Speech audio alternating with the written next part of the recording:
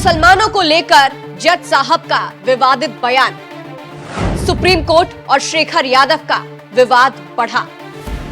Justice Shekhar Yadav ने दिया था मुसलमानों पर बयान। सीजेआई ने कहा कि बयान वापस लो, माफी मांगो।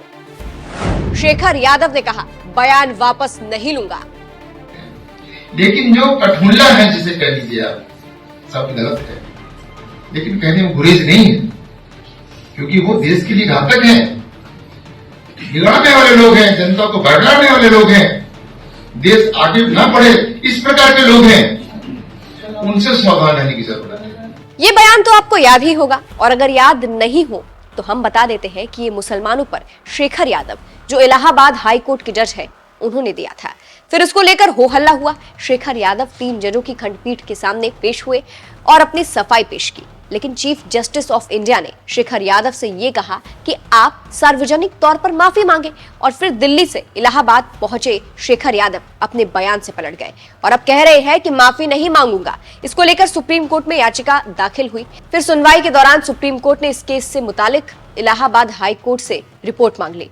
फिर क्या था? दबाव बढ़ता देख जस्टिस यादव ने अब खुले तौर से सीजेआई की बात को इनकार करते हुए साफ तौर से कह दिया है कि मैं अपने बयान पर कायम हूं और मैंने कुछ नहीं किया है, इसीलिए माफी नहीं मांगूंगा।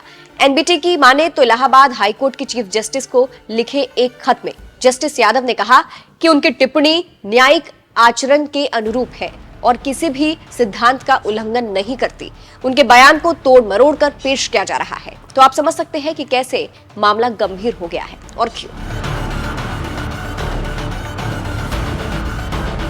यहाँ पर आपको जानकारी देते चले कि जस्टिस यादव का मामला सीजेआई संजीव खन्ना की अध्यक्षता वाले कॉलेजियम के सामने 17 दिसंबर को पेश हुआ था। उसके बाद इलाहाबाद हाईकोर्ट के चीफ जस्टिस अरुण भंसाली से उनसे जवाब मांगा था।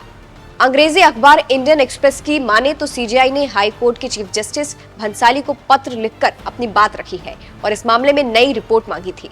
इंडियन एक्सप्रेस ने अपनी रिपोर्ट में सूत्रों के हवाले से लिखा है कि जस्टिस यादव से जवाब मांगने वाले पत्र में एक कानून के छात्र और एक पूर्व आईपीएस अधिकारी की शिकायतों का जिक्र था। आईपीएस अधिकारी को सरकार द्वारा अनिवार्य सेवा निर्मित दी गई थी। दोनों ने जस्टिस यादव के भाषण के खिलाफ शिकायत दर्ज कराई थी, जिस पर जस्टिस यादव ने चीफ जस्टिस भंसाली को अपने जवाब में कहा है कि हमारे भाषण को निहित स्वार्थ वाले लोग तोड़ मरोड़ कर पेश कर रहे हैं। न्यायपालिका के सदस्य सार्वजनिक रूप से अपना बचाव नहीं कर सकते, इसीलिए न्यायिक बिरादरी के वरिष्ठ लोगों को उनकी रक्षा करनी चाहिए। जस्टिस यादव ने अपनी टिप्पणी के लिए माफी नहीं मांगी है। हमारा भाषण संविधान में निहित मूल्यों के अनुरूप सामाजिक मुद्दों पर विचारों की अभिव्यक्ति था, न कि किसी समुदाय के प्रति घृणा फैलाने के लिए।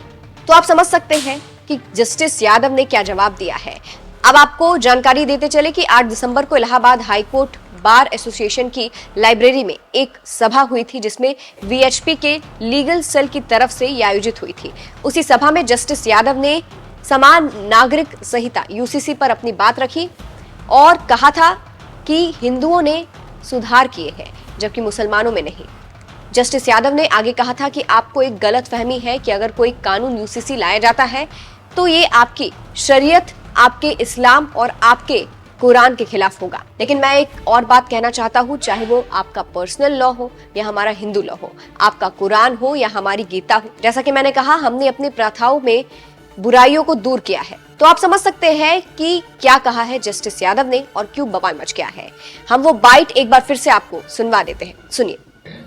लेकिन जो कठमुल्ला है, जिसे कह लीजिए आप, सब गलत है, लेकिन कहने में गुरेज नहीं है, क्योंकि वो देश के लिए घातक हैं, बिगाड़ने वाले लोग हैं, जनता को भड़काने वाले लोग हैं, देश आगे न बढ़े इस प्रकार के लोग हैं, उनसे सावधान रहने की जरूरत है।